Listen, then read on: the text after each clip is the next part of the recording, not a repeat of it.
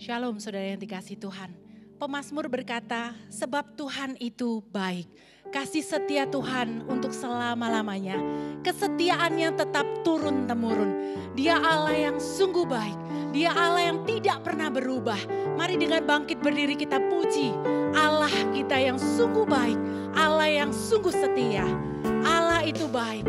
Sungguh baik bagiku, bagi kita semua.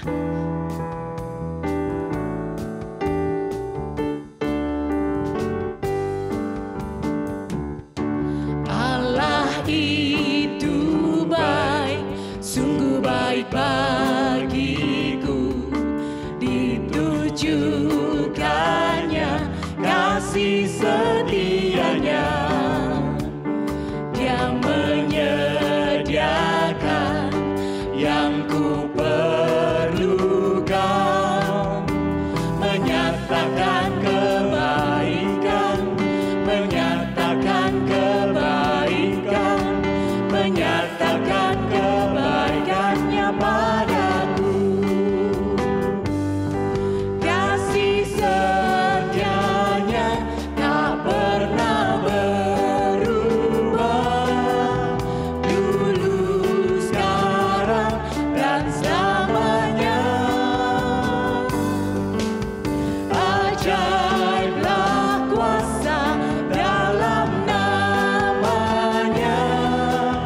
Yesusku luar biasa.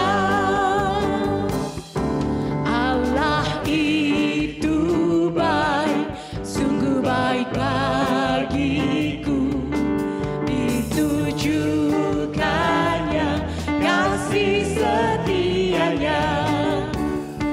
Dia menyediakan yang ku perlukan, menyatakan kebaikan, menyatakan kebaikan, menyatakan kebaikannya padaku.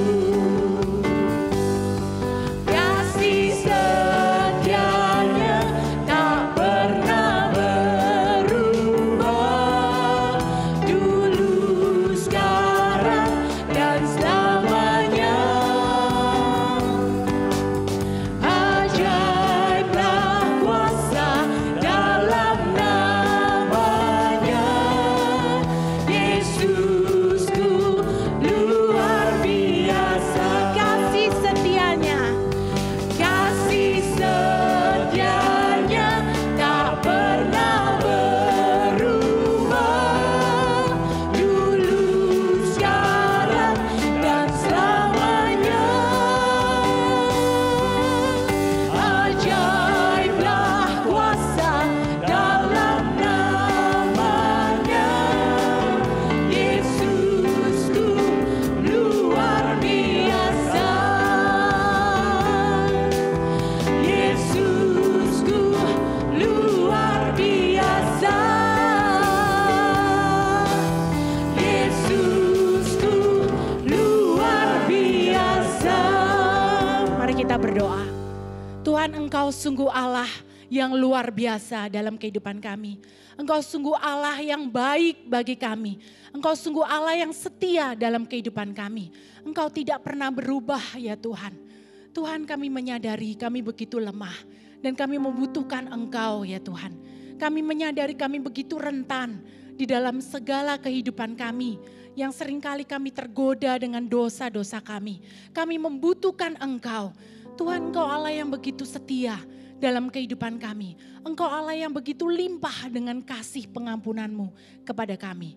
Terima kasih Tuhan, terima kasih. Layakanlah kami Tuhan untuk datang kepadamu. Kami ingin memohon akan setiap doa-doa kami kepadamu ya Tuhan. Tuhan yang tolong, biarlah hati kami, pikiran kami, sikap hati kami, tindakan kami terfokus kepadamu ya Bapa. Dalam nama Tuhan Yesus kami berdoa. Amin. Silakan duduk saudara. Saudara, Yakobus 4 ayat 14 berkata, hidupmu seperti uap. Sebentar saja kelihatan, lalu lenyap. Saudara, hidup kita tidak tahu apa yang akan terjadi esok hari. Hidup kita begitu singkat. Sungguh kita memerlukan Tuhan setiap waktu. Saudara, biarlah pujian ini mengingatkan setiap kita bahwa hidup kita seperti uap yang sebentar saja kelihatan lalu lenyap. Dan kita memerlukan Tuhan untuk memimpin setiap kehidupan kita. Tuhan, aku perlu setiap waktu. Mari kita pujikan lagu ini.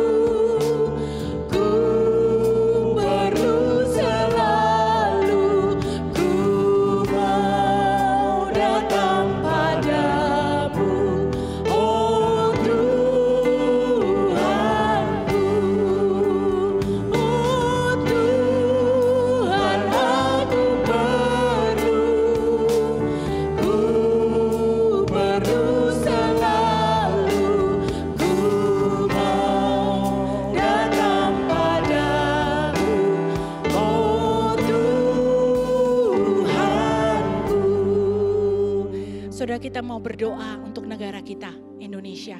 Saudara, beberapa wilayah sudah masuk dalam masa transisi, termasuk Jakarta. Saudara, mari kita sama-sama berdoa. Mohon Tuhan boleh tolong setiap warga Indonesia punya kesadaran yang sungguh-sungguh, kesadaran yang benar akan kesehatan mereka. Saudara, mari kita sama-sama buka suara untuk Indonesia. Karena beberapa waktu ini angka positif mulai naik kembali. Saudara, biarlah Tuhan yang boleh tolong setiap kita punya kesadaran. Tuhan yang boleh tolong setiap kita dilindungi oleh Tuhan. Mari kita sama-sama buka suara, kita berdoa. Bapa di surga, kami datang kepadamu ya Tuhan.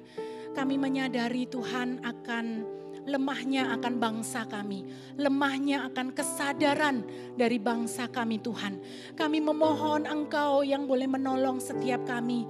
Kami boleh digelisahkan dirinya, memiliki kesadaran, memiliki kepekaan akan pentingnya kesehatan, memiliki kepekaan untuk boleh memperhatikan orang lain sehingga kami boleh melakukan sesuai dengan protokol-protokol kesehatan yang ada. Kami boleh melakukan sesuai dengan ketentuan-ketentuan yang ada. Tuhan, tolonglah setiap bangsa kami. Kami mohon belas kasihan-Mu ya Tuhan, supaya Engkau yang boleh menolong bangsa kami. Tuhan yang boleh memimpin untuk mereka mungkin dihimpit dengan masalah ekonomi, sehingga mereka mungkin harus melakukan hal-hal yang melanggar akan ketentuan yang ada. Tuhan tolong ya Bapa, supaya mereka boleh sadar akan semuanya itu. Tuhan tolong, terima kasih Tuhan, terima kasih. Yang kedua, kita sama-sama berdoa untuk setiap sekolah-sekolah di Indonesia. Saudara, sekolah-sekolah di Indonesia bisa memikirkan benar-benar mengenai kebijakan yang harus diambil. Segala keputusan yang diambil, supaya keputusan yang diambil tidak malah merugikan untuk para siswa nantinya. Tidak malah menambah akan jumlah orang-orang yang terkena COVID. Mari kita sama-sama doakan supaya setiap pimpinan-pimpinan di sekolah biar sungguh-sungguh memiliki keputusan yang tepat sesuai dengan hikmat Tuhan. Mari kita sama-sama berdoa. Bapa di surga, kami datang kepadamu. Kami juga berdoa ya Tuhan untuk setiap sekolah-sekolah di Indonesia. Tuhan akan memasuki ajaran yang baru sekolah-sekolah di Indonesia. Kami memohon supaya Engkau yang boleh menolong, supaya setiap pimpinan-pimpinan di sekolah di Indonesia, baik itu di perkotaan yang besar maupun yang di pedalaman maupun yang di kota-kota kecil, Tuhan biarlah setiap pimpinan yang ada, kepala sekolah, guru-guru boleh bekerja sama sehati memikirkan untuk pendidikan di Indonesia ini.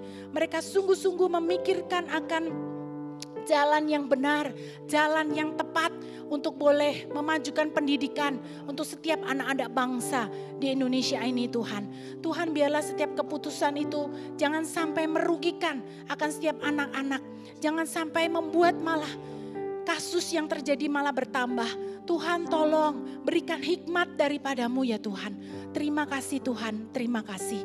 Dalam nama Tuhan Yesus kami berdoa. Yang kedua, kita mau sama-sama berdoa untuk gereja kita. Saudara, mari terus doakan untuk gereja kita GKY, khususnya GKY Greenfield. Saudara, mari kita doakan untuk ketua sinode kita, gembala sidang kita, majelis kita, dalam segala perencanaan program ke depan, ibadah ke depan, sungguh-sungguh bisa melibatkan Tuhan dalam setiap keputusan yang ada. Sungguh-sungguh mereka memerlukan Tuhan dalam mengambil setiap keputusan sehingga boleh melihat kehendak Tuhan. Mari kita sama-sama berdoa untuk gereja kita, untuk ketua sinode, untuk para gembala dan majelis. Mari kita sama-sama berdoa. Bapa di surga, kami datang kepadamu. Kami berdoa Tuhan untuk GKY, khususnya GKY Greenfield. Ya Tuhan, sudah dikeluarkan untuk peraturan pemerintah. Tetapi Tuhan, kami tahu masih ada banyak perencanaan yang harus dipersiapkan. Tuhan, kami berdoa untuk ketua sinode Pak Yohanes Adri, untuk gembala kami, Pendeta Jeffrey, dan juga para majelis dalam merapatkan untuk segala persiapan yang ada, perencanaan program ke depan. Tuhan, biarlah kami berdoa memohon supaya ada hikmat Tuhan yang boleh ikut campur tangan di dalam mereka mengambil keputusan, di dalam mereka menetapkan satu ibadah ke depan, di dalam mereka menetapkan satu program-program ke depan. Tuhan, biarlah Engkau yang boleh ikut campur tangan. Tuhan, tolong untuk setiap mereka tetap bergantung kepada Tuhan, melihat akan hikmat dan kebijakan dari Tuhan saja. Terima kasih Tuhan, terima kasih. Dalam nama Yesus kami berdoa. Selanjutnya kita mau berdoa untuk setiap detail persiapan yang ada, khususnya bagi sarana prasarana yang dibutuhkan supaya boleh berjalan dengan lancar. Persiapan yang tidak mudah. Biarlah Tuhan yang memberikan hikmat, Tuhan yang memberikan pertolongan. Mari kita sama-sama berdoa. Bapa di surga, kami datang kepadamu. Kami juga berdoa untuk setiap sarana prasarana, untuk majelis sarana prasarana, untuk setiap kepala daripada Sarpras, untuk setiap hal yang dibutuhkan untuk detail persiapan-persiapan yang ada, untuk melihat tata duduk kursi dan sebagainya. Tuhan, kami memohon setiap perencanaan tetap membutuhkan Engkau Tuhan. Setiap detil tetap membutuhkan Engkau Tuhan. Setiap waktu bagaimanapun direncanakan tetap kami membutuhkan Engkau Tuhan. Tuhan yang boleh tolong. Tuhan yang boleh memberikan kami hikmat daripadamu. Oh Tuhan, kami perlu setiap waktu. Oh Tuhan, tolonglah kami.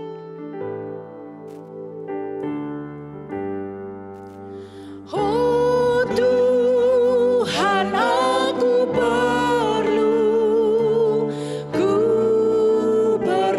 selalu, ku mau datang padamu.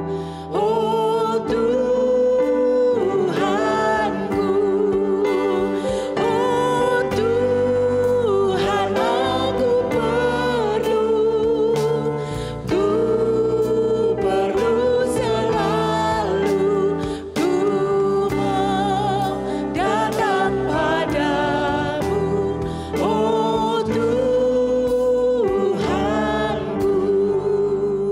Saudara, mari kita sama-sama berdoa untuk setiap keluarga di gereja kita.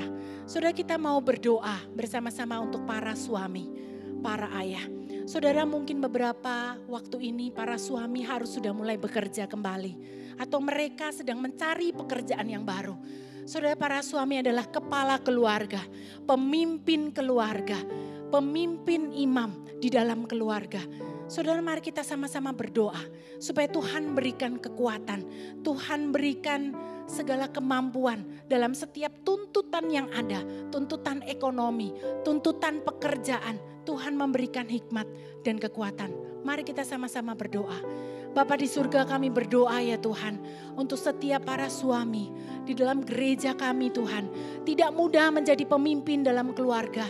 Tuhan, kami berdoa supaya setiap para suami di dalam gereja kami, mereka sungguh-sungguh bergantung kepada Tuhan. Sebagai kepala keluarga mereka harus mencari nafkah. Mungkin saat ini mereka bergumul sekali dalam mencari nafkah. Karena mungkin mereka harus melihat pekerjaan yang baru karena setelah di PHK, atau mereka harus tetap bekerja dengan tuntutan pekerjaan yang begitu tinggi, tuntutan ekonomi yang begitu banyak. Tuhan, kami berdoa supaya Engkau memberikan kekuatan ketika mereka begitu merasa putus asa, ketika mereka merasa begitu tertekan. Tuhan, tolonglah mereka. Tuhan, berikan kekuatan. Tuhan, berikan pimpinan. Engkau gembala yang agung. Engkau akan memimpin para suami boleh menjadi gembala bagi keluarga. Saudara, selanjutnya kita berdoa juga untuk para suami sebagai imam dalam keluarga. Saudara, mari kita sama-sama doakan untuk kerohanian mereka. Sebagai imam dalam keluarga, di tengah kesibukan mereka harus mencari nafkah. Mereka harus menjaga kerohanian mereka. Mereka harus memimpin keluarga menjadi cinta akan Tuhan, harus memimpin anak-anak ikut kepada Tuhan. Mari kita sama-sama berdoa untuk para suami sebagai imam dalam keluarga. Mereka terus mengajarkan firman kepada istri, kepada anak, sehingga boleh sama-sama cinta firman Tuhan, sama-sama cinta kepada Tuhan. Mari kita sama-sama berdoa. Bapa di surga, kami juga berdoa sebagai imam dalam keluarga. Tidak mudah Tuhan, dengan peran yang berbeda selain pencari nafkah. Tuhan, biarlah Engkau yang boleh menolong ketika para suami harus memimpin setiap istri, memimpin untuk anak-anak datang kepada Tuhan, mengajarkan firman Tuhan, menjadi teladan di dalam rumah. Tuhan, biarlah Engkau yang menolong setiap para suami boleh mengendalikan emosi ketika harus ada banyak tekanan yang terjadi. Emosi begitu berkecamuk. Tuhan, biarlah Engkau yang boleh menolong, memberikan kemampuan, memberikan hikmat supaya kerohanian mereka tetap terjaga. Mereka tetap boleh memiliki waktu-waktu bersama Tuhan.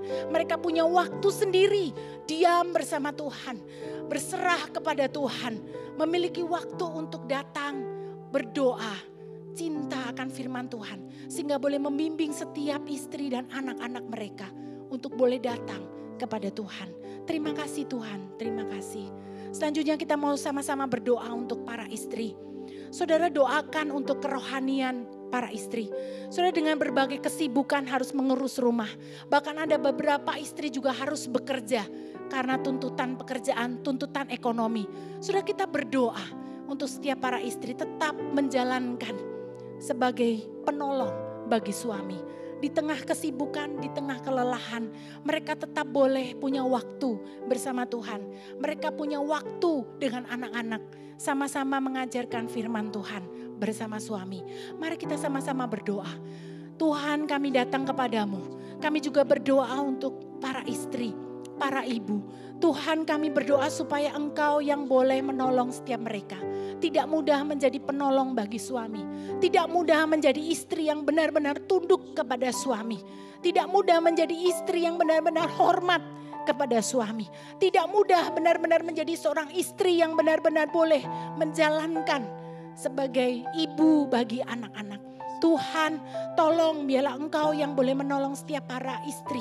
Kami ya Tuhan, para istri yang sungguh ingin dekat kepada Tuhan. Kami membutuhkan Tuhan di dalam melengkapi kehidupan rohani kami. Kami membutuhkan Tuhan di dalam kehidupan sehari-hari. Kami membutuhkan Tuhan. Ketika kami berkata-kata kepada anak-anak kami membutuhkan Tuhan. Tuhan, tolonglah kami. Tuhan, mampukan kami. Berikan kami hikmat. yang daripada Tuhan. Dalam nama Yesus kami berdoa. Saudara, kita berdoa juga untuk setiap anak-anak remaja di gereja kita. Saudara, sudah beberapa bulan ini mereka harus beraktivitas di rumah. Mereka harus jauh dari komunitas mereka. Saudara, mari kita sama-sama doakan untuk kerohanian anak-anak remaja kita. Saudara, tidak mudah bagi mereka untuk diam di rumah. Setiap anak-anak remaja membutuhkan komunitas, membutuhkan persahabatan. Saudara, mari kita sama-sama doakan untuk mereka punya kerohanian yang terus cinta Tuhan. Mereka tidak malas untuk berdoa. Mereka tidak malas untuk saat teduh. Mereka tidak malas untuk baca firman. Mari kita sama-sama berdoa untuk anak-anak remaja di gereja kita. Bapa di surga, kami datang kepadamu ya Tuhan. Kami berdoa untuk setiap anak-anak remaja di gereja kami Tuhan. Kami tahu sudah beberapa bulan ini, 3 bulan ini mereka tidak bisa kebaktian bersama. Sudah 3 bulan ini mereka tidak bisa berkomunitas bersama. Karena itulah di masa-masa remaja itulah yang mereka butuhkan. Tetapi Tuhan, ada yang lebih mereka harus butuhkan, yaitu mereka membutuhkan Tuhan. Tuhan, kami berdoa supaya hati mereka tertuju kepada Tuhan. Mata mereka memandang kepada Tuhan. Mereka tidak malas untuk berdoa. Mereka terus boleh digelisahkan hatinya untuk bangun pagi saat teduh, membaca renungan. Dan sama-sama mereka boleh melihat akan hari bersama dengan Tuhan. Melalui hari bersama dengan Tuhan. Bukan untuk bermalas-malasan. Terima kasih Tuhan. Biarlah Engkau tolong mereka untuk aktivitas-aktivitas mereka. Terima kasih Tuhan, terima kasih. Dalam nama Tuhan Yesus kami berdoa. Saudara, kita mau sama-sama berdoa untuk anak-anak sekolah minggu di gereja kita. Saudara, berapa waktu ini mereka tidak bisa ibadah sekolah minggu bersama Lause, bersama teman-teman. Untuk beberapa waktu ke depan mungkin juga tidak. Saudara, mari kita sama-sama berdoa untuk mereka, untuk kesehatan mereka. Dan juga pengenalan akan Tuhan lewat ibadah bersama orang tua. Kita juga berdoa untuk setiap papa mamanya. Supaya mereka terus giat mau menceritakan firman Tuhan kepada setiap anak-anak mereka yang sedari kecil. Mereka boleh berulang-ulang mendengar firman Tuhan. Mari kita sama-sama berdoa. Bapa di surga, kami datang kepadamu. Kami berdoa untuk setiap anak-anak sekolah minggu di dalam gereja kami. Yang sudah lama tidak bisa beribadah bersama dengan teman-teman kami.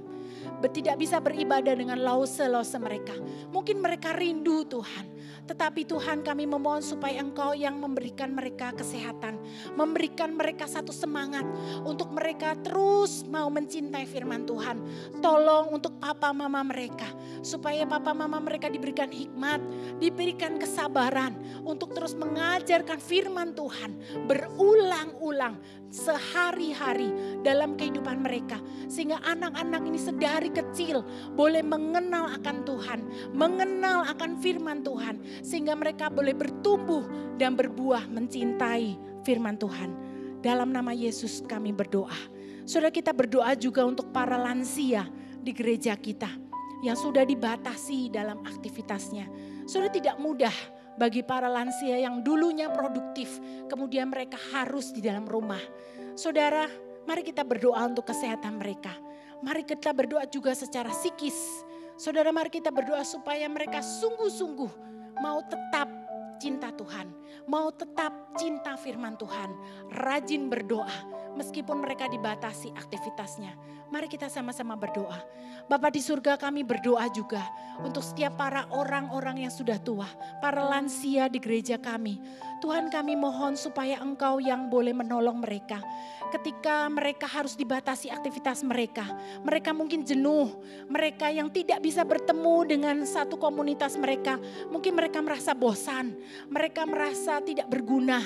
Tuhan, tolong supaya di tengah segala kejenuhan mereka, Tuhan yang boleh memberikan air hidup lewat firman yang dibacanya setiap hari. Air hidup yang dimana Tuhan curahkan lewat setiap doa-doa yang mereka naikkan. Tuhan, berikan mereka kelegaan. Tuhan, berikan mereka satu semangat untuk terus boleh memuji Tuhan, menyenangkan Tuhan meskipun mereka hanya di rumah. Terima kasih Tuhan, terima kasih. Oh Tuhan, aku perlu setiap waktu. Oh Tuhan,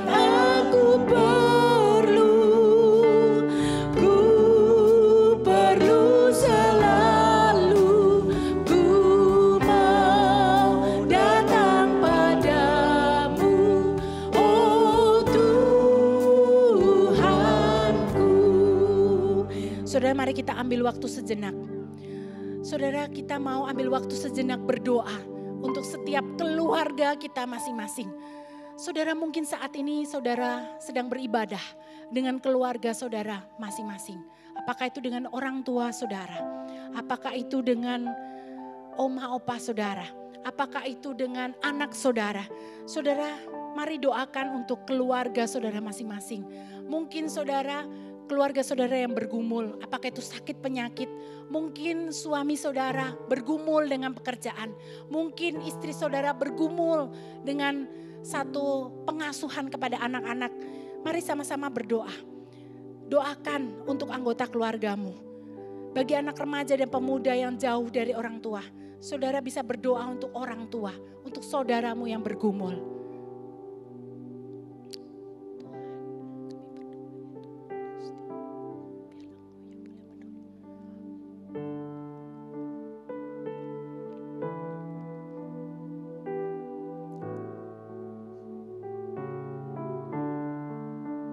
Inilah pergumulan kami, Tuhan. Tidak mudah kami lewati karena kami begitu lemah dan rentan. Tapi kami punya Tuhan yang sungguh baik. Kami punya Tuhan yang begitu setia, yang akan mendampingi dan menyertai kami di tengah ombak kehidupan kami. Terima kasih Tuhan. Dalam nama Yesus kami berdoa. Amin. Saudara, hidup kita yang seperti uap ini sungguh memerlukan Tuhan senantiasa.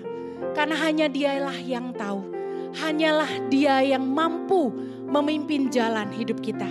Dialah Allah yang terus memimpin jalan hidup kita lewat firman Tuhan yang akan kita baca setiap hari. Mari kita pujikan lagu ini, Tuhan yang pimpin jalanku. Tuhan yang pimpin jalanku, tiada yang ku takutkan. Rahmat-Nya sungguh melimpah, yang mempedulikanku. Dalam imanku terhibur dan damai ku dapatkan. Apapun yang menimpaku, ada Tuhan sertaku. Apapun yang menimpaku, ada Tuhan sertaku. Tuhan yang pimpin jalanku, pada jalan berliku. Anugerah-Nya tersedia, yang beriku roti hidup. Langkahku letih dan lemah, jiwaku pun dahaga. Air hayat dipancarkan, ku senang menerimanya. Air hayat dipancarkan, ku senang menerimanya. Dengan bangkit berdiri, Tuhan yang pimpin jalanku, Tuhan yang pimpin jalanku, dengan kasih yang melimpah. Bagi siapapun kita yang letih, bagi siapapun kita yang lesu, kasih-Nya sungguh limpah. Tuhanlah yang memimpin jalan kita. Biarlah kita terus bergantung kepada Dia. Kita bersamanya menuju tempat mulia. Selamanya ku puji Dia, Dia yang pimpin jalanku. Selamanya ku puji Dia, Dia yang pimpin jalanku.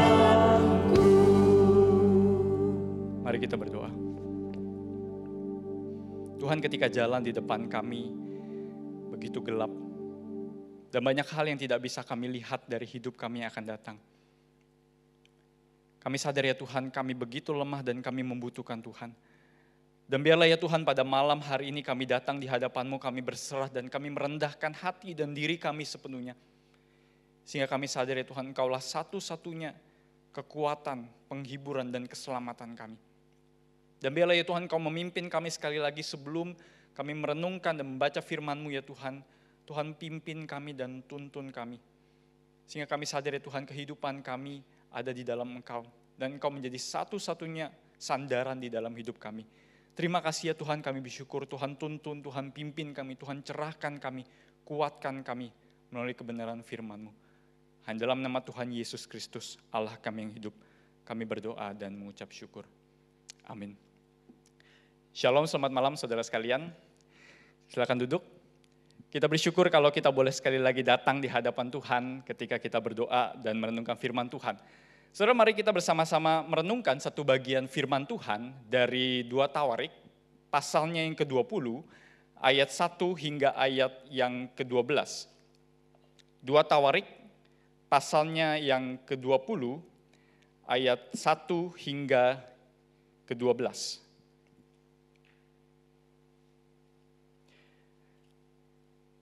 Demikian firman Tuhan.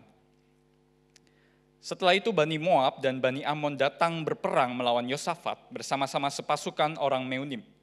Datanglah orang memberitahukan Yosafat, suatu laskar yang besar datang dari seberang laut Asin, dari Edom, menyerang tuanku. Sekarang mereka di Hazezon Tamar, yakni En-Gedi. Yosafat menjadi takut, lalu mengambil keputusan untuk mencari Tuhan. Ia menyerukan kepada seluruh Yehuda supaya berpuasa. Dan Yehuda berkumpul untuk meminta pertolongan daripada Tuhan. Mereka datang dari semua kota di Yehuda untuk mencari Tuhan. Lalu Yosafat berdiri di tengah-tengah jemaah Yehuda dan Yerusalem di rumah Tuhan, di muka pelataran yang baru dan berkata, "Ya Tuhan Allah nenek moyang kami, bukankah Engkau Allah di dalam sorga? Bukankah Engkau memerintah atas segenap kerajaan bangsa? Kuasa dan keperkasaan ada di dalam tangan-Mu, sehingga tidak ada orang yang dapat bertahan melawan Engkau. Bukankah Engkau Allah kami yang menghalau penduduk tanah ini dari depan umat-Mu Israel dan memberikannya kepada keturunan Abraham, sahabat-Mu itu, untuk selama-lamanya? Lalu mereka mendiami tanah itu dan mendirikan bagi-Mu tempat kudus untuk nama-Mu.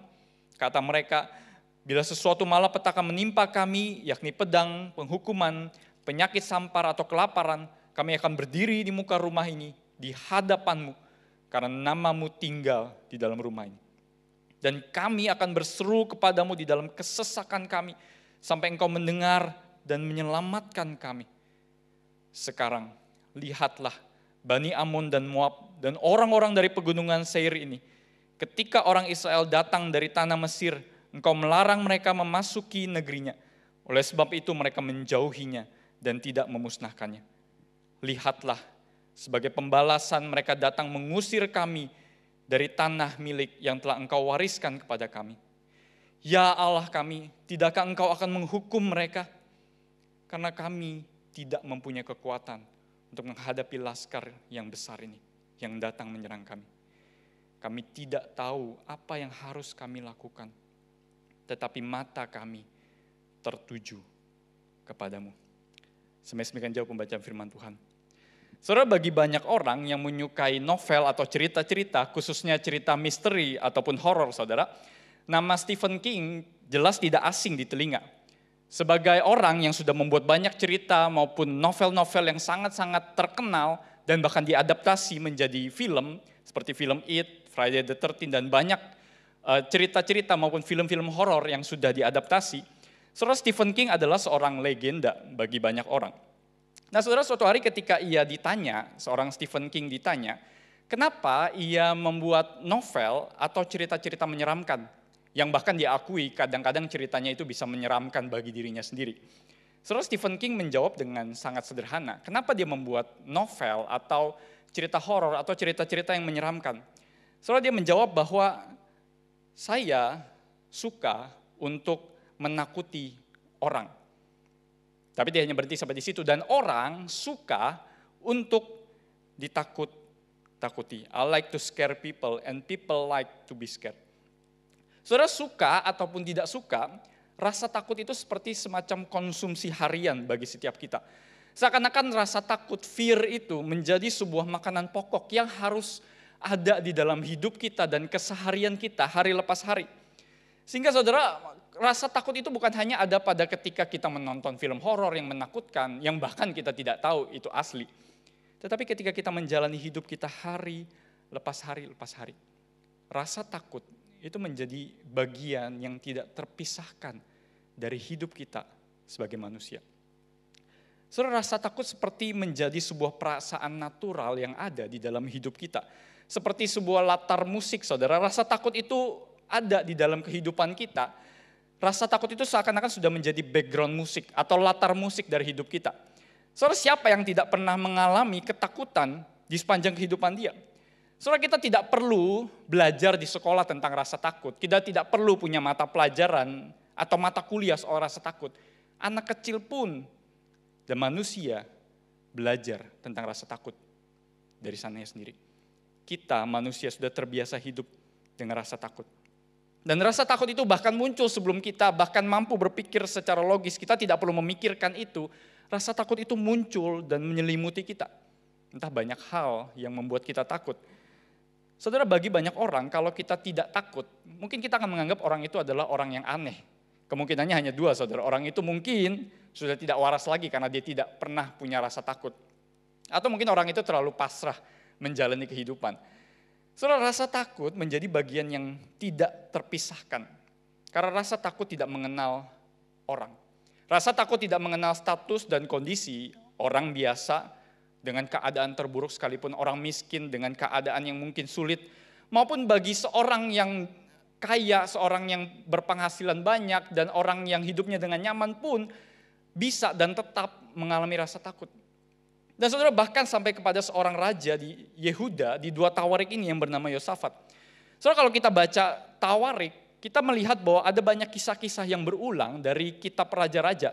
Tetapi ketika kita baca Tawarik seakan-akan punya angle, penulis kitab Tawarik punya perspektif yang berbeda cara dia melihat sejarah. Saudara, kalau kita baca di dalam Tawarik dimulai dengan sebuah genealogi atau silsilah. Karena Tawarik ingin menekankan secara khusus di tengah kerajaan Israel yang waktu itu sudah terpecah, Tawarik ingin menekankan secara khusus kepada kerajaan Yehuda. Makanya banyak berkata soal silsilah tentang keturunan Daud dan nanti janji dari keturunan Daud. Saudara, dan makanya persis di dalam bagian-bagian ini, walaupun ada raja-raja dari Israel Utara, Tawarik memberikan perhatian secara khusus kepada raja-raja dari Yehuda, kerajaan Yehuda, yang adalah keturunan Daud. Saudara, kalau kita baca di dalam beberapa pasal ini, Yosafat punya peran, seakan-akan punya porsi yang cukup besar di dalam kitab 2 Tawarik ini. Saudara, Yosafat adalah salah satu raja yang mungkin cukup besar, dan dia adalah raja yang berkenan kepada Tuhan, saudara. Kenapa? Karena dia menyingkirkan penyembahan berhala, mungkin sama seperti ayahnya. Walaupun pada saat itu, Yosafat, kalau kita baca di dalam pasal 18, dia beraliansi dengan Raja Ahab, Raja Israel Utara, yang terkenal jahat di mata Tuhan. Saudara, tetapi karena Yosafat tetap mencari Tuhan, Yosafat tetap berkenan di hadapan Tuhan, dikatakan Tuhan itu menyertai dia, dan Tuhan berkenan di dalam hidup Yosafat. Sehingga terlepas dari beberapa kejadian di hidup Yosafat yang tidak mengenakan, ataupun kehidupan Yosafat yang mungkin terkadang tidak sesuai dengan kehendak Tuhan, pemerintahan Yosafat, Raja Yosafat berjalan dengan baik. Sehingga kalau kita lihat dia adalah salah satu raja yang sebetulnya cukup sukses, cukup berhasil di dalam pemerintahannya. Bahkan kalau kita baca di pasal 19, sebelum dari pasal yang kita baca, Yosafat berhasil untuk mereformasi kehidupan spiritual dari bangsa Israel. Dia menjauhkan tiang-tiang berhala, dia menegakkan lagi hukum Taurat, dia mengangkat hakim-hakim. Dia seakan-akan menegakkan kembali hukum Taurat yang sudah lama tidak terjadi atau dijalankan di tengah-tengah bangsa Yehuda pada saat itu. Sehingga kalau kita lihat, bukankah kalau kita berkaca dari kehidupan Yosafat, dia adalah raja yang sangat-sangat ideal, kehidupannya sangat-sangat nyaman, dan kehidupannya sangat-sangat enak. Tetapi kehidupan yang tentram, sebagai pemimpin bangsa, seorang Raja Yosafat, itu tidak berlangsung lama. Di tengah segala keberhasilannya dan bagaimana Tuhan dikatakan menyertai dia, dikatakan di dalam pasal 20 ini yang baru saja kita baca. Setelah Yosafat berhasil melakukan reformasi spiritual di tengah bangsa Yehuda, ada sebuah berita yang mengejutkan buat dia. Dikatakan di dalam bagian ayat-ayat pertama dari pasal 20, ada orang memberitahukan kepada Yosafat, ada bangsa Moab, Ammon, sekaligus bangsa Meunim, koalisi dari sekitar 3 bangsa datang mau menyerbu Yehuda dengan kekuatan yang sangat-sangat besar. Dan saudara, kita tahu Yehuda itu kerajaan Yehuda hanya terdiri dari 2 suku, Yehuda dan Benyamin. Tidak seperti kerajaan Israel Utara yang terdiri dari 10 sisanya, kerajaan Yehuda bisa dibilang punya kekuatan yang tidak banyak. Makanya Yosafat sebelumnya dia beraliansi dengan Raja Ahab. So kalau dibandingkan koalisi dari 3 bangsa melawan seorang Raja Yosafat yang mungkin punya kuasa militer yang tidak terlalu banyak. So Yosafat menerima berita yang sangat mengejutkan bahwa orang Meunim, orang Moab dan orang Ammon akan datang menyerang bangsa Yehuda. Saudara, apa yang menjadi reaksi Yosafat? Saudara, ketika dikatakan datanglah orang memberitahukan Yosafat, suatu laskar yang besar datang dari seberang laut Asin, dari Edom, menyerang tuanku sekarang. Dan dikatakan di sana, Yosafat menjadi takut. Yosafat menjadi takut. Saudara, apa yang ditakutkan Yosafat? Saudara, kalau kita menjadi seorang raja pada saat itu, jelas kita sangat-sangat takut mendengar berita yang sangat-sangat mengejutkan ini. Saudara, jelas yang ditakutkan Yosafat salah satunya adalah keselamatan bangsanya yang dia pimpin sebagai raja yang sebelumnya berhasil, termasuk keselamatan dirinya. Dan mungkin Yosafat bertanya-tanya, bagaimana kalau Yerusalem hancur? Bagaimana kalau bait Allah, tempat Allah berdiam, karena di sana Yehuda pusatnya dari Yerusalem. Bagaimana kalau bait Allah itu dihancurkan dan lain sebagainya? Bagaimana kalau bangsa ini ditawan? Belum lagi selama ini yang sudah dia bangun, yang sudah dia pimpin, akan hancur dalam sekejap. Saudara, kalau kita jadi Yosafat pada saat itu, di tengah segala keberhasilan kita di belakang, saudara, kira-kira apa yang akan kita takutkan kalau kita menjadi Yosafat? Saudara, kalau kita jadi Yosafat, mungkin kita punya list yang sangat panjang hal-hal yang kita takutkan dan yang kita khawatirkan. Seperti list belanjaan ibu-ibu yang panjang, saudara. Mungkin kita punya ribuan jenis kekhawatiran yang bisa kita list dan kita bisa breakdown ke bawah satu persatu.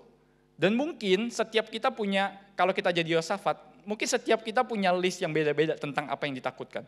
Bagaimana soal anak saya, bagaimana soal keluarga saya, bagaimana soal rakyat saya, ekonomi, tentang spiritual bangsa saya, dan banyak hal lain sebagainya. Saudara, kalau kita jadi Yosafat, mungkin kita akan berimajinasi dengan sangat-sangat liar. Ada begitu banyak kemungkinan, tetapi hanya satu hasilnya, yaitu hasil yang terburuk. Dari segala kemungkinan yang ditakutkan yang bisa di list down oleh Yosafat, saya yakin tidak ada yang baik, semuanya buruk. Kenapa? Karena kemungkinannya sangat-sangat kecil bagi Yosafat. Sangat-sangat kecil bagi dia untuk bisa menang di hadapan manusia. Dan saudara, itulah yang dilakukan oleh ketakutan. Ketakutan bisa bercabang kemana-mana, membuat liar imajinasi kita, dan begitu banyak hal yang bisa kita takutkan, walaupun itu belum terjadi. Saudara, Francis Bacon pernah berkata, kalau rasa sakit itu ada batasnya. Ada batas untuk rasa sakit, tetapi tidak ada batas untuk rasa takut. Saudara, kita merasakan sakit, mungkin sakit secara fisik, kita sakit selama 1 minggu, kita bisa hilang rasa sakitnya. Tetapi kalau untuk rasa takut, kita alami sendiri, bahkan di dalam kondisi yang nyaman dan tidak sakit sekalipun. Rasa takut itu bisa terus-menerus menggerogoti kita, ada di dalam hidup kita, bercokol terus dalam hidup kita, dan tidak pernah hilang. Kenapa? Karena rasa takut itu tidak pernah ada batasnya. Saudara, kita bisa takut akan banyak hal yang tidak terjadi di masa yang akan datang, atau yang belum terjadi. Saudara, kita bisa menamai dengan banyak hal. Ekonomi kita, keluarga kita, dan banyak hal-hal lain, saudara. Dan kita bisa merasakan takut dalam banyak hal. Saudara, sehingga kita di dalam masa-masa seperti ini pun, kita bisa merasakan rasa takut, apalagi di dalam masa-masa seperti ini. Ada banyak sekali rasa takut yang ada di sekitar kita. Saudara, kondisi nyaman pun bisa membuat kita takut. Kondisi nyaman pun bisa membuat kita dibayang-bayangi ketakutan. Saudara, kalau boleh jujur, apa yang kita rasakan dan apa yang menjadi refleks dan reaksi kita ketika kita takut? Saudara, ada hal-hal yang wajar bukan? Bagi setiap kita, orang Kristen, ketika kita merasa takut, refleks kita sebagian besar adalah kita berdoa kepada Tuhan. Suatu respon yang sangat baik. Kita tidak punya amunisi lagi, kita tidak tahu apa yang harus kita harapkan. Dan kita biasanya berdoa ketika kita merasakan takut dan kita tidak tahu lagi apa yang harus kita rasakan dan kita takutkan. Tapi permasalahannya saudara, doa yang seperti apa yang harus kita doakan? Bagaimana kita berdoa di tengah ketakutan? Karena itu bukan hal yang mudah. Kita berdoa, tapi kita berdoa tetap bisa merasakan takut. Dan setelah kita selesai berdoa pun kita tetap bisa merasakan takut. Saudara, Yosafat memberikan sebuah gambaran dari penulis Alkitab dalam bagian ini, memberikan sebuah gambaran postur doa melalui dan di tengah ketakutan, prayer through fear. Saudara, saya membagi kira-kira ada 3 bagian yang bisa kita lihat, ada 3 pola yang bisa kita lihat sehingga itu menjadi sebuah perenungan kita. Ada postur doa yang kita bisa sama-sama renungkan ketika kita berdoa di tengah ketakutan. Saya menyingkatnya dengan A, C, dan T. Saudara, yang pertama adalah kita harus sadar, kita harus akui ketakutan kita. Kita harus mengakui ketakutan kita. Saudara, dikatakan di dalam bagian ini ketika mendengar berita kedatangan musuh yang begitu besar, Yosafat langsung menyerukan puasa nasional. Saudara, menyerukan puasa nasional itu bukan sesuatu yang gampang, bukan sesuatu yang mudah, dan itu bukan sesuatu yang kecil, saudara. Puasa nasional. Saudara, puasa adalah sebuah tanda penyerahan diri, tanda perkabungan, mengakui bahwa kita tidak ada apa-apanya. Kita tidak makan, tidak minum. Saudara, mengakui bahwa kita tidak sanggup tanpa Tuhan. Saudara, dan itulah yang dilakukan oleh Yosafat. Dia mengakui bahwa dia menjadi takut, dan dia melancarkan puasa nasional, saudara, untuk mengakui bahwa saya rendah, saya tidak mampu, saya berdosa. Soal itu sebabnya dalam ayat 12, dia berkata, karena kami tidak mempunyai kekuatan untuk menghadapi laskar yang besar ini. Ketika Yosafat berdoa, dia katakan, Tuhan, kami tidak mampu, tidak mempunyai kekuatan untuk menghadapi laskar yang besar ini. Saudara, Yosafat tidak terlalu overconfidence, tidak terlalu percaya diri, karena dia sadar betul kondisi dia sekarang dan apa yang dia takutkan sekarang. Sehingga dia akui di hadapan Tuhan ketika dia berdoa, Tuhan, kami sekarang tidak sanggup. Kami sekarang tidak mampu. Kami tidak tahu bahkan apa yang harus kami lakukan. Yosafat memimpin doa dari bangsanya yang berkata kami. Saudara, itulah yang dilakukan oleh ketakutan ketika kita merenungkan bersama-sama tentang ketakutan ini. Saudara, kalau kita membedah ketakutan, anatomi dari ketakutan, saudara ada hubungan yang erat antara apa yang kita takutkan dengan apa yang kita cintai atau yang kita rasa kita butuhkan.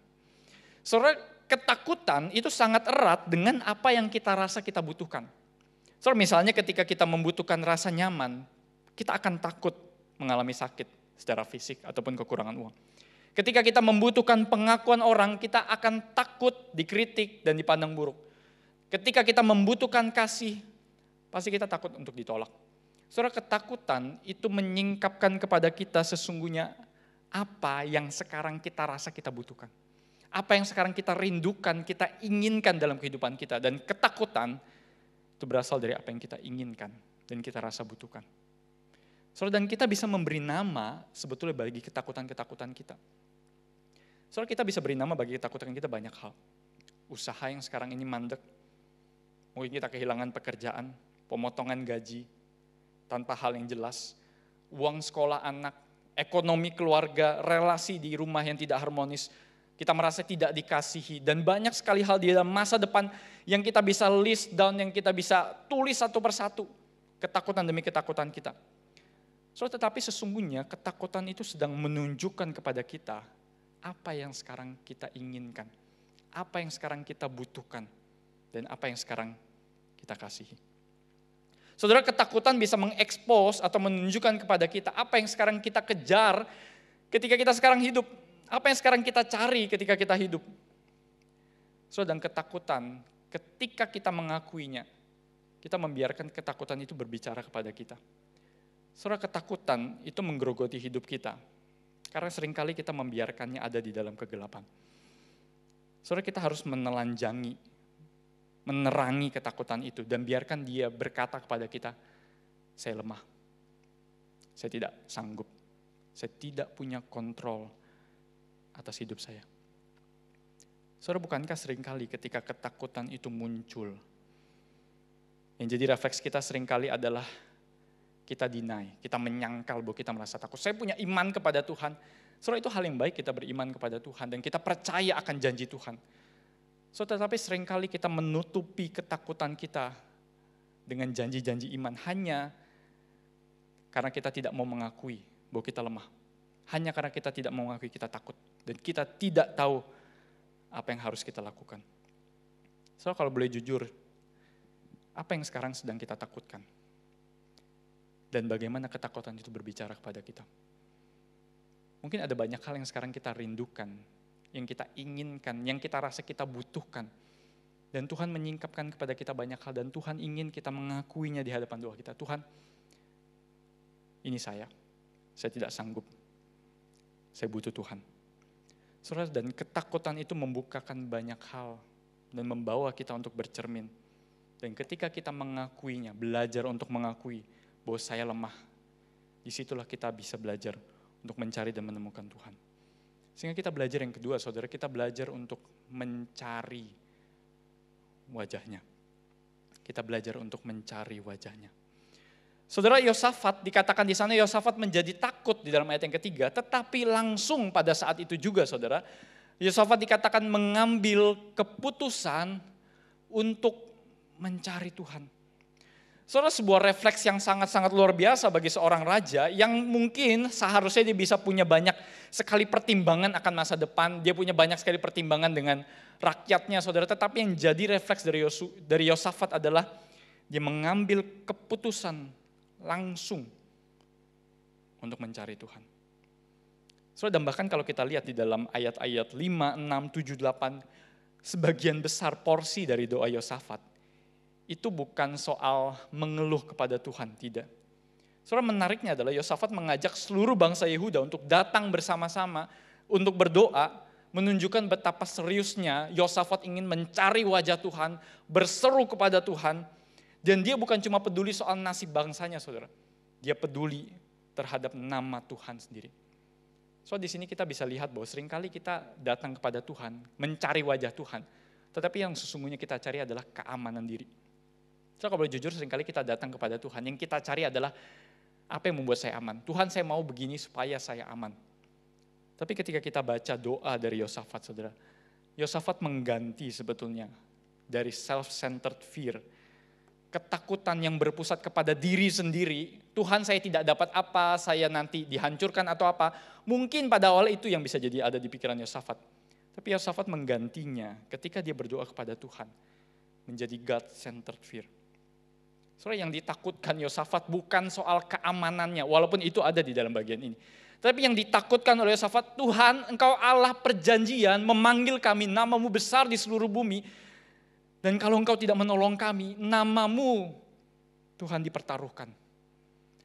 Tuhan, jangan sampai namamu itu menanggung malu karena kami kalah.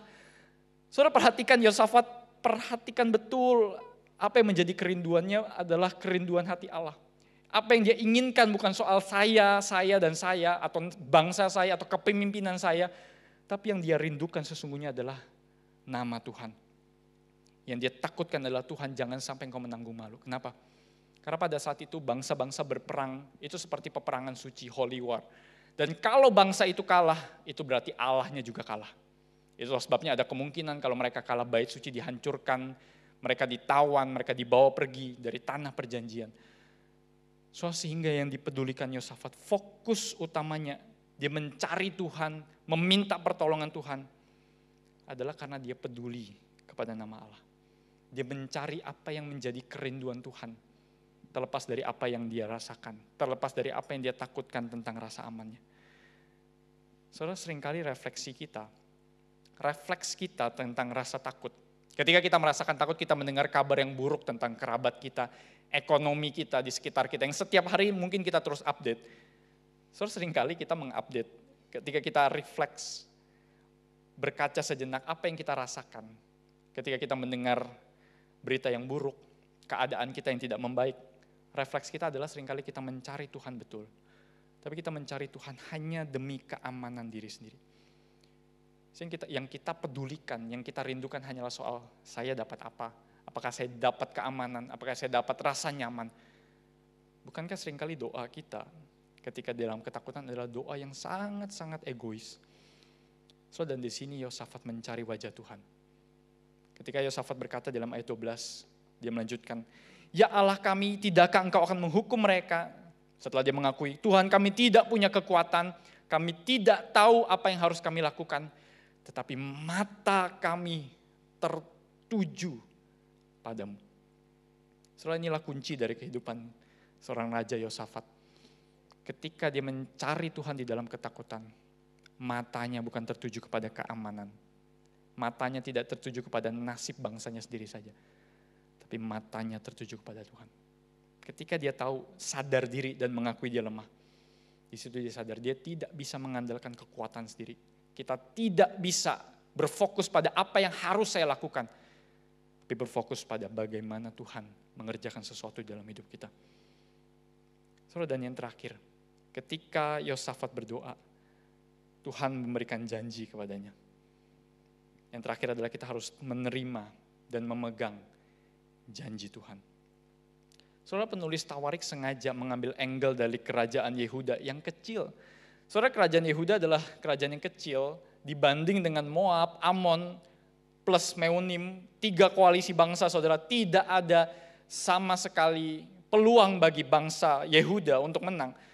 Tapi justru Tuhan ingin menunjukkan, penulis Tawarik seakan-akan sengaja menyoroti bangsa Yehuda untuk menunjukkan bahwa mereka bisa dan mereka mampu, bukan dengan kekuatan mereka sendiri.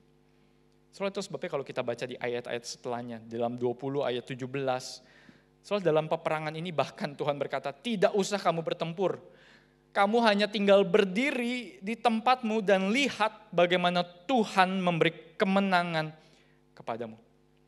Janganlah kamu takut dan terkejut." Ketika kita mengakui siapa kita, manusia yang rapuh, lemah, tidak layak, tidak sanggup menjalani hidup kita. Dan kita sadar kita mencari wajah Tuhan di dalam doa kita, kita mencari kemuliaan Tuhan, kita mencari kehendak Tuhan. Maka yang terakhir adalah kita harus menerima undangan Tuhan. Kita harus menerima penguatan dari Tuhan. Ketika Tuhan menarik salah satu perintah yang Tuhan sering ucapkan sebetulnya dalam perjanjian lama, bukanlah hanya soal perintah jangan membunuh, jangan berzina, jangan mencuri. Salah satu perintah yang Tuhan suruh kepada bangsa Israel, terus menerus diulang di perjanjian lama adalah jangan takut. Do not fear. Jangan takut. Ini adalah perintah dari Tuhan. Saudara, ketika kita membaca, ketika Tuhan berkata di dalam perjanjian lama, jangan takut. Tuhan tidak hanya sampai berhenti kepada kata jangan takut, frasa jangan takut. Tuhan tidak berhenti sampai di situ. Saudara perhatikan di dalam Alkitab, do not fear, jangan takut. Selalu dibarengi dengan apa? Dengan aku besertamu. Do not fear, for I am with you. Jangan takut sebab aku besertamu. Saudara, kalau kita baca baik di Kejadian, di Yosua, di Yesaya, bahkan di Matius ketika Tuhan Yesus dalam amanat agung sekalipun, jangan takut, aku menyertai kamu senantiasa. Dalam Yohanes, jangan takut.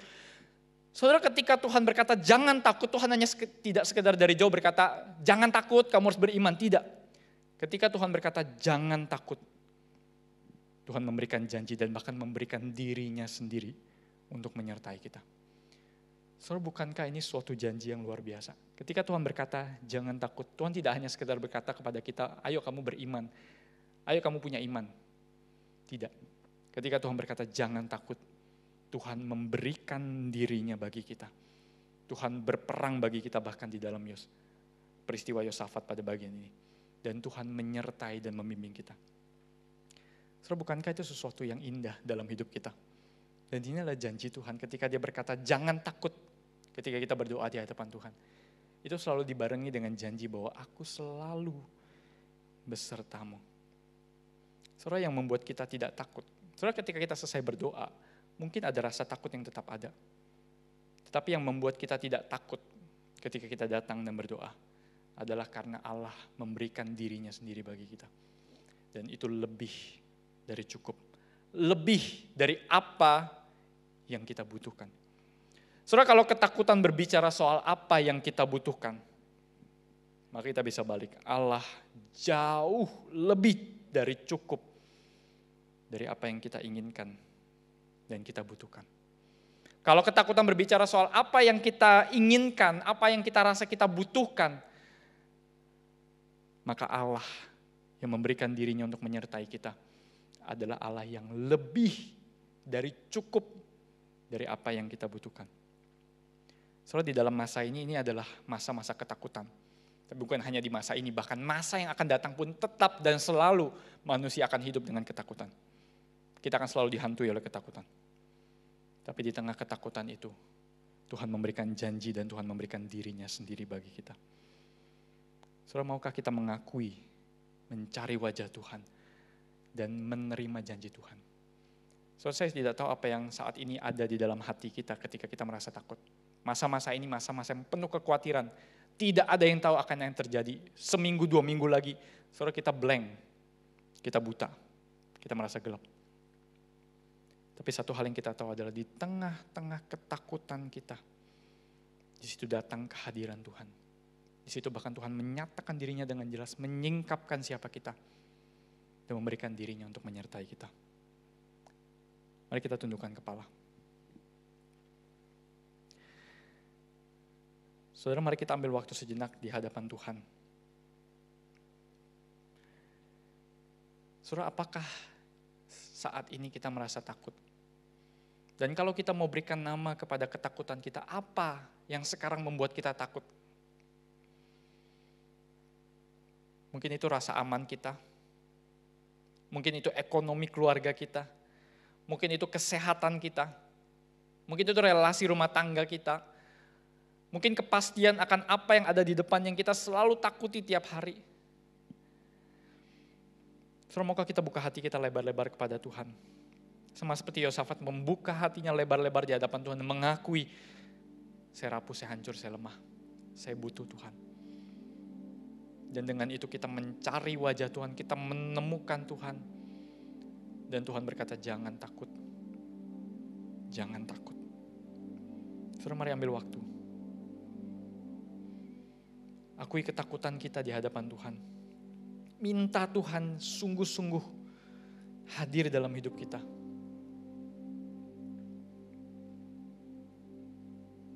Apa yang sekarang membuat kita takut? Apa yang sekarang ini kita rasa kita butuhkan?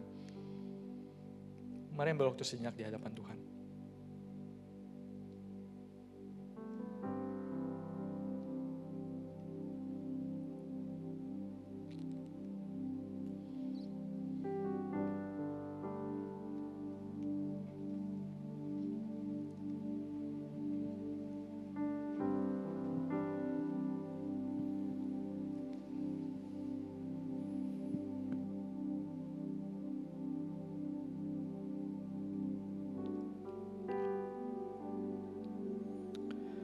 Tuhan, ajari kami bagaimana berdoa di tengah-tengah segala kekhawatiran dan ketakutan kami.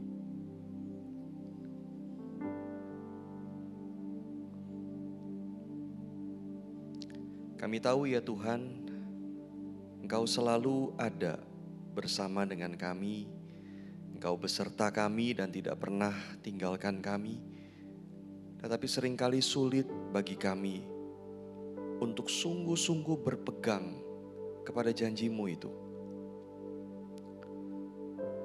Tuhan, Kau tahu apa yang ada di dalam hati dan pikiran kami.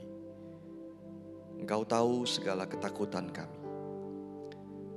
Ajari kami bagaimana berdoa ya Tuhan.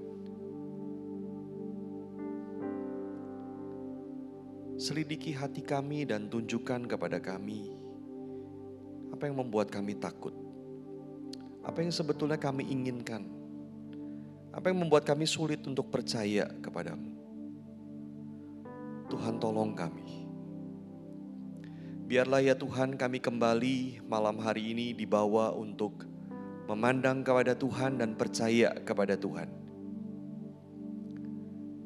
Dan Tuhan, sertailah kami, nyatakanlah penyertaan-Mu itu ya Tuhan. Sehingga sekali lagi ya Tuhan, iman kami dikuatkan. Terima kasih ya Tuhan untuk malam hari ini. Terima kasih untuk segala doa yang boleh kami naikkan kepadamu dan kami percaya Engkau mendengarnya. Dan terima kasih untuk firman-Mu ya Tuhan yang boleh mengajar kami dan menguatkan kami lagi. Tuhan, inilah kami ya Tuhan, anak-anak-Mu yang lemah. Kami memohon kekuatan dan penyertaan Tuhan dalam hidup kami. Terima kasih ya Tuhan. Di dalam nama Tuhan Yesus Kristus kami berdoa. Amin. Saudara, persoalan doa kita sampai di sini. Tuhan berkati setiap saudara. Selamat malam.